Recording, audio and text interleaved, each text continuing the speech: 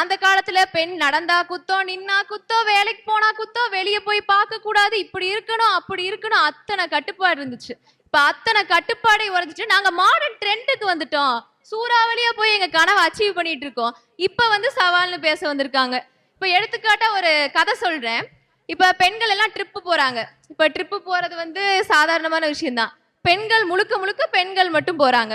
காரை ஓட்டுறதும் பெண்ணு தான். எல்லாம் வழி பாக்குறதுல இருந்து எல்லாரும் பெண்கள்.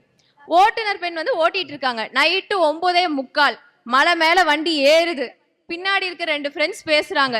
என் வாழ்க்கையே சரியில்லை, இப்படி ஆயிப்போச்சு, நல்லா படிக்காம விட்டேன், நல்ல வேலை இல்லை, நல்ல குடும்பம் இல்ல, அப்படி இப்படின்னு புலம்பி தள்ளுறாங்க 2 பேரும். அந்த ஓட்டிட்டு இருக்க பெண்ணு சொல்றா, மலை மேல போயிட்டு இருக்கு, உச்சிக்கிட்ட போயிருச்சு, எனக்கும் தான் கண்ணு சரியில்லை, நான் இப்ப வண்டி ஓட்டும் போது நான் சொன்னனா, கம்முன்னு ஓட்டிட்டு வரலையா அப்படின்னு கேட்டிருக்காங்க.